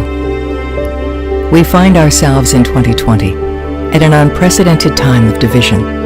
But strong division also provides us with a rare opportunity for profound healing, transformation, and unity. And as we approach another exceptional alignment of planets and prophecy, it's time to prepare ourselves for the Harmonic Convergence of 2020.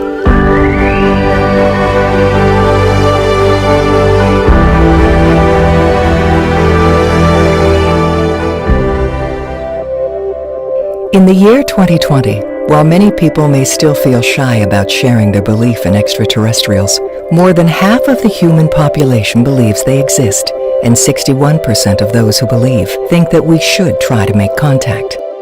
Is humanity ready to accept once and for all that we are not alone through mass contact? And there are those who are claiming that they don't need to believe in ETs because they know they exist. I learned about Dr. Stephen Greer and what he was doing teaching people the CE5 protocol, which was a meditative practice that he developed to initiate contact with extraterrestrial intelligence.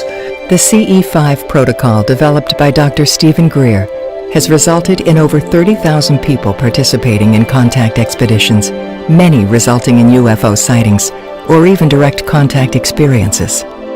And I was skeptical, very skeptical when I first heard about this. And there were a lot of people claiming that they had indeed met extraterrestrials, that they had had face-to-face experiences, in fact, that led to friendships. I was like, I want to look into this. On the 5th night of a 6-day training with Dr. Greer, Mark had a life-changing experience. Right after we meditated, we opened our eyes and we're looking up in the sky, and a ship materialized out of thin air right in front of us.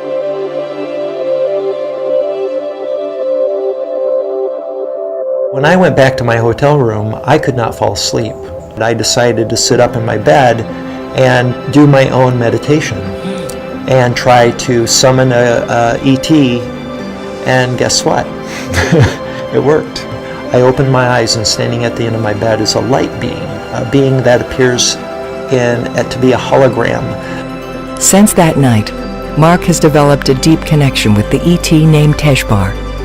Teshbar has shared with Mark aspects of the ET philosophy that may help us understand the next stage of human progress. So he told me that consciousness begins in the animal kingdom, and through the modus operandi of reincarnation, the soul, the individualized soul, is developed. And when that dies, that little spark of consciousness is released, and that happens many, many, many, many times. And then we graduate to the human level. So if this is true, and I believe it is, we have this very tight connection to nature that goes beyond just being out in nature and appreciating it. We are nature. We have been those animals. You were the frog, you were the praying mantis, you were the butterfly, you were the eagle, you were the wolf. If the soul progresses through different physical forms to learn lessons, what are the characteristics that we must now learn in order to grow to the next stage of the soul's evolution? Teshbar said that mastering unconditional love was the key to ascension after the physical death. And I asked him the question, well, what is unconditional love and how does one master it? And he said, that's for you to discover. What does it mean to accept and love others unconditionally? And is humanity ready to make the leap? To truly love another human being, you have to first love yourself unconditionally. Only then can you truly love another. Could it be that in the school of Earth, humanity is learning how to love one another? And if we can pass the test, we will graduate to join a universal family of advanced beings. It would appear that we are well along the way to becoming truly civilized, and if we can refrain from committing racial suicide and learn to respect the dignity and brotherhood of man, we can expect eventually to be welcomed into the great cosmic fraternity of the advanced races that inhabit the regions beyond the limits of this little planet. But if we take an honest look at the state of the world today, we may still have some lessons to learn about what it means to be a species of love. One of the things that we are lacking on this planet is a reverence for life. And all the insects and all the mammals and birds and reptiles and amphibians, they all make a tapestry of life that we have lost reverence for. One of the most glaring examples of a lack of reverence for life today is the continued destruction of Earth's ecosystems. Often this comes at the cost of sacred lands that have been protected by indigenous peoples for centuries. Unbeknownst to many, indigenous lands account for about 80% of the Earth's biodiversity. Perhaps there is a reason that they are its protectors. Perhaps a first step toward embodying the principle of love would be to learn from and integrate their wisdom, seeking to protect instead of extract. All of us had gotten away from the purpose of being here. away from the Creator. We are here for purpose. Get the people to come and unite. Unity was the way the people lived before, in harmony. Though despite opportunities for growth, humanity finds itself at an unprecedented time of opportunity to make massive change. We must remember that in the last 100 years, we have increased our technology from the level of horse-drawn wagons to space shuttles, men walking on the moon, computers in the home, etc.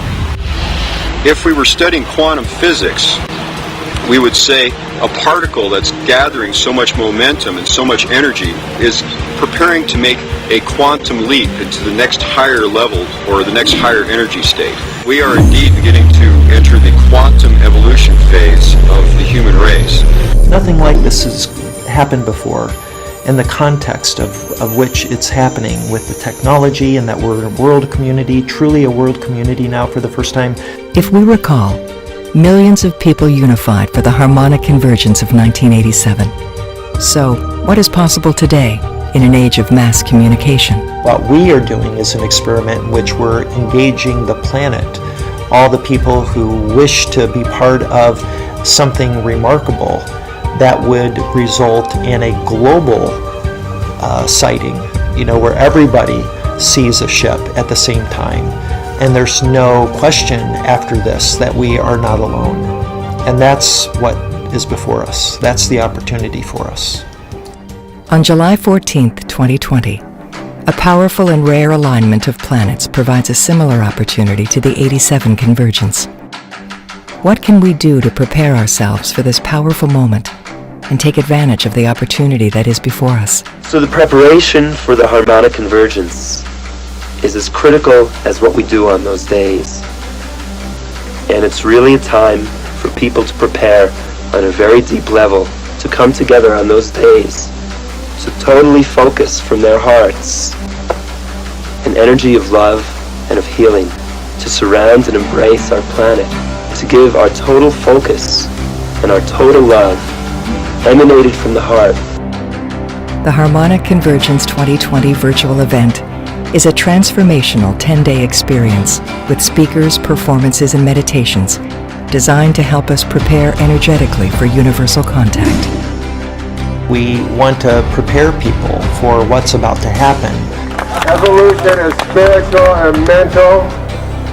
We are here to advance our intelligence, to raise our mental horizons, to expand our spirituality. We want peace on Earth. We don't want to destroy it. And there is a future for us all. We may have different ways of describing it, but we all have a common aim. And the world is getting in such a mess nowadays that we have to work hard together to get through and to make a wonderful future. If millions of us around the planet can unify in love and kindness, can we collectively transform the energy of pain and destruction into healing and creativity? The time is now for a spiritual transformation to happen, and it starts with you, stepping into your own capacity for love and sharing it with the world. No matter what our story is, we are all capable of love and kindness. Join us for an extraordinary gathering for the Harmonic Convergence of 2020.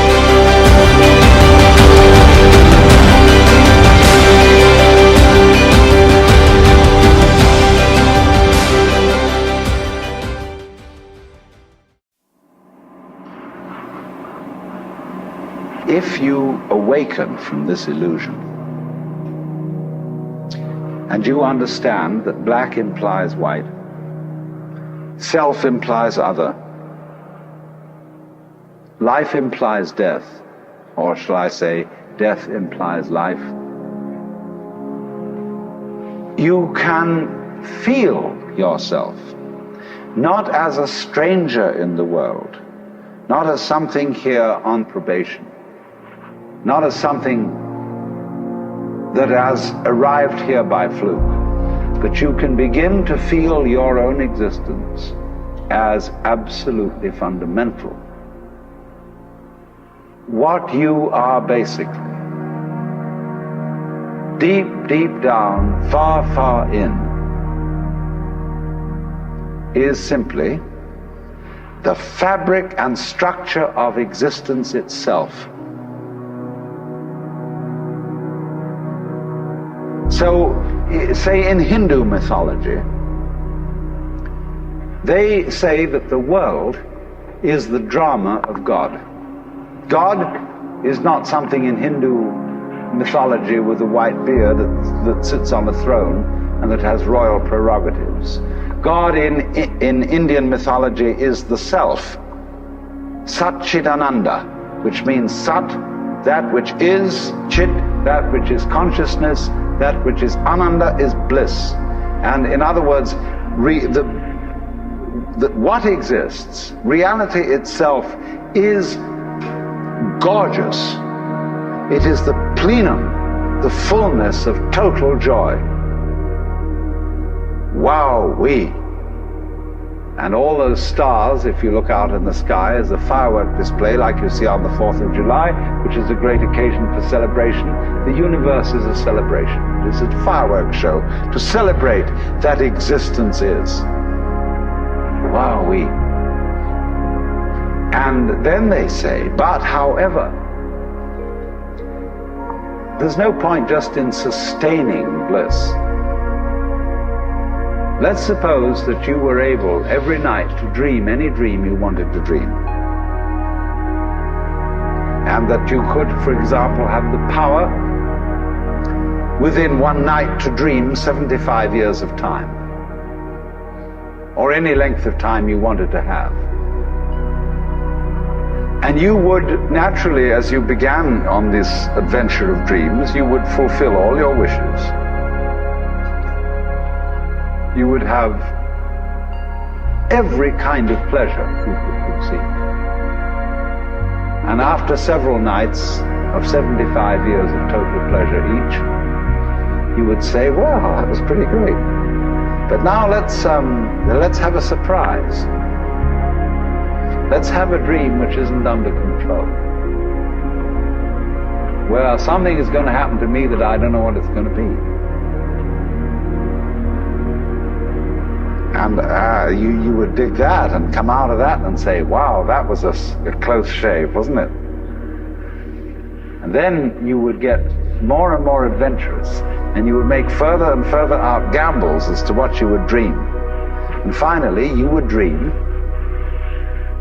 where you are now. You would dream the dream of living the life that you are actually living today. That would be within the infinite multiplicity of choices you would have, of playing that you weren't God.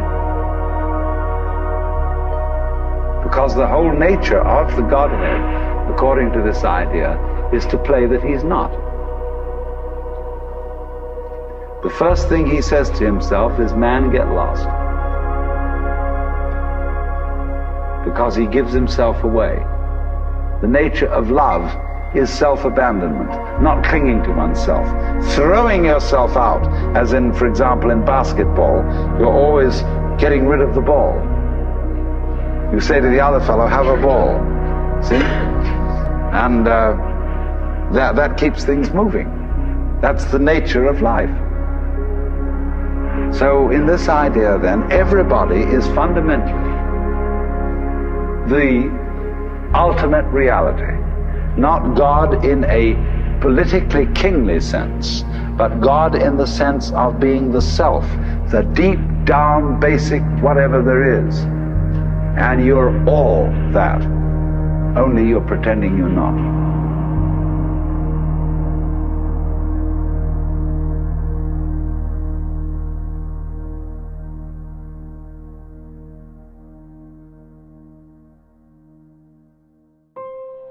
I want to fall in love at 85, go on shuffleboard dates, and dance to hip-hop from 95. We'd rock matching tracksuits and rope gold chains. We'd look like Run DMC, but in their old age. We'd take aerobics classes and wear bifocal glasses and eat at IHOP and hold hands at Sunday masses, and when it comes to the bedroom, well, nothing much would happen in the bedroom because we're 85. But we would still be down to take a walk or take a drive or sit and talk or have a drink, watch the passersby, ask each other why and how and who and where and when, and then we'd laugh and cry again about the people we had been.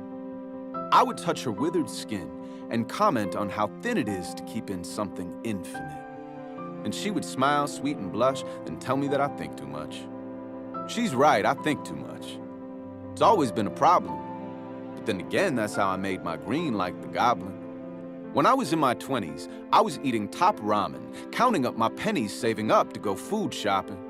But now I'm 85, and somehow I feel more alive. I turned my hearing aid up and bumped Jurassic 5.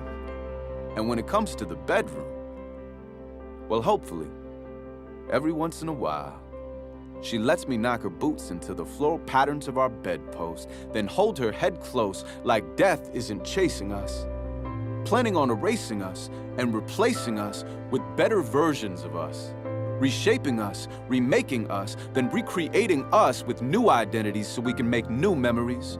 Hush, little baby. Learn to walk and talk and think and lie and feel and fight and love and die and never get the answers why. She dips a joint of grass in wheatgrass and we get high. Her hair is silver as the moon in the Miami sky. We still pop pills, but it's not the Xanax anymore. Whenever we can't sleep, we listen to the ocean floor. She got a Sound of the Sea CD for me from the Brookstone store, and ever since I've been snoring like a really good metaphor for snoring. Sorry, I go blank sometimes. What? I'm 85. I'm not complaining. I'm just happy that I'm still alive. And happy that I have my better half by my side, Superfly. She doesn't look a day over 65. When I first saw her, I was totally in awe. She was classical, so I was like, yo, yo, ma. And that was all it took. A single look and I was shook. I fell for her like some loose shingles from our Spanish roof. And I'm a lover till she loses every last root and has to glue dentures to her gums to chew solid food. Ooh, now that's real love, dude. That's some push comes to shove love. Not when it's convenient, love. Hospital bed love. Feed her ice chips, love. Never leave the room, love. Sleeping in the chair, love. Pray to up above, love. Have to pull the plug, love. Miss her in my bones, love. Everything about her, love. Die within a month, love. Can't live without her, love. Love. The only reason that we are alive. And none of us should have to wait until we're 85.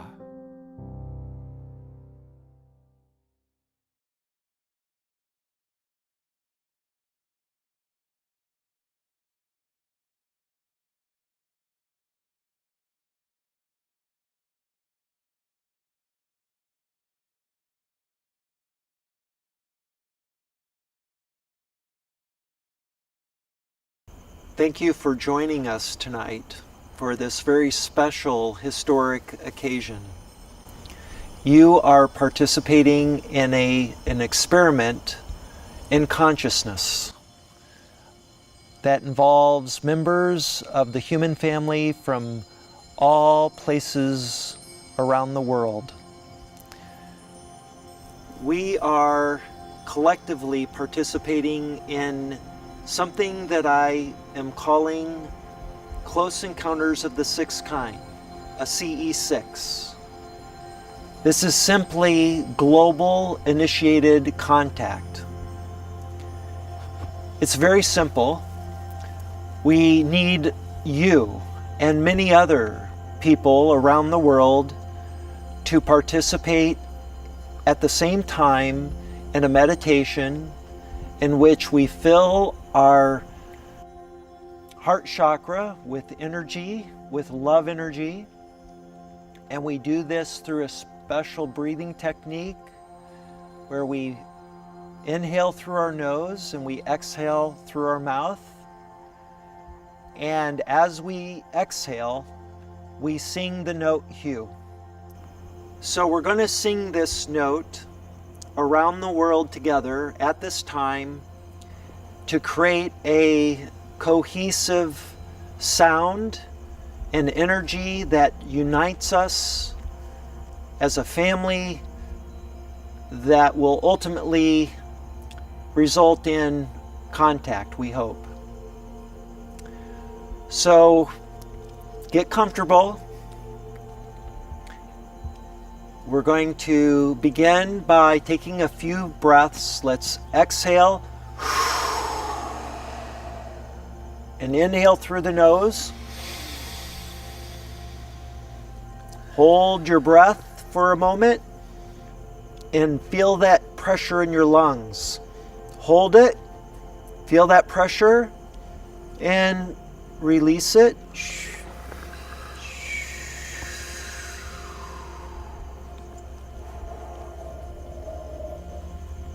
Again, through the nose. Hold it. Hold it. Hold it. Hold it. And now slowly release it through your mouth. Okay. Now we're going to do this, and when we exhale, we're going to make the song that many believe is the note or the sound of creation. And as we inhale, let's imagine that we're filling our heart full of love. And as we exhale, we're releasing that love to the world and to the universe, to our brothers and sisters in the sky and the stars, our star family that are eagerly waiting for us to do this to a point that reaches a crescendo, a tipping point, in which they will show themselves to us. So we're going to do this for 22 minutes, and at the end of 22 minutes, we'll finish here, and all that you need to do is know that we're together in silent contemplation, looking to the stars for signs of our star families to show themselves. So let's begin. Ready? Exhale. Inhale through the nose.